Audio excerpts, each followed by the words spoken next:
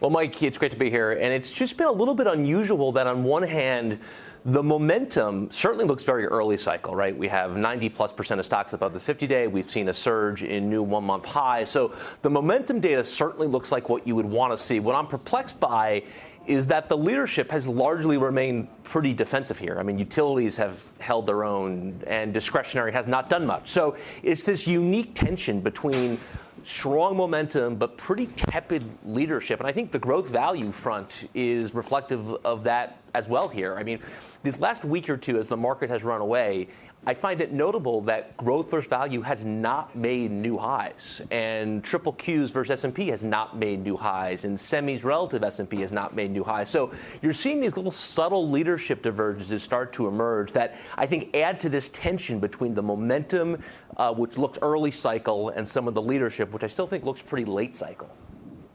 So if you had to set out, the hurdles that you would want to see clear, you want to basically see the big growth stocks assert themselves in a more obvious way?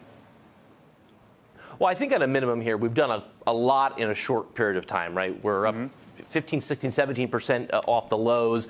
We're into mid-August. We're at the 200. We're overbought. I think the big hurdle for the tape is, can we sustain the overbought conditions? When you get momentum of this magnitude, which is suggestive of what you see coming off lows, can you sustain that? What I think is notable about the growth value debate is this just a reflection of how sticky bond yields have been? Is the fact that growth has started to come in here and value reassert itself reflective that 2-year yields are still 3.25 and 10-year yields are basically back to where they were pre-CPI? So sticky yields, I think, is contributing to this little stalling or pausing of the growth versus value trade.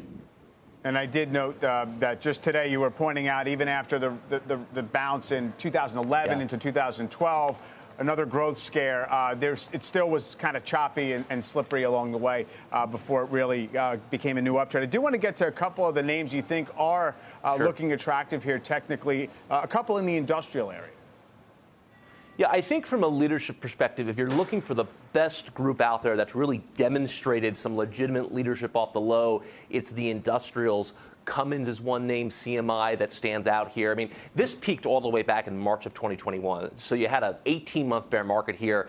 It has blown through resistance. It's gapped through the 200-day. When you get momentum of that magnitude, I'm inclined to endorse it. So Cummins has certainly turned. I think General Dynamics, GD, and the defense contractors is another example of a very good chart here. It really never broke trend. I mean, this is not a name that had a bear market. This basically hung in there the entire time. It's reasserted itself as leadership. So look to the industrials. That's probably the best leadership group in our work here. And you think that the bounce in Target is a selling opportunity? Why? Yeah.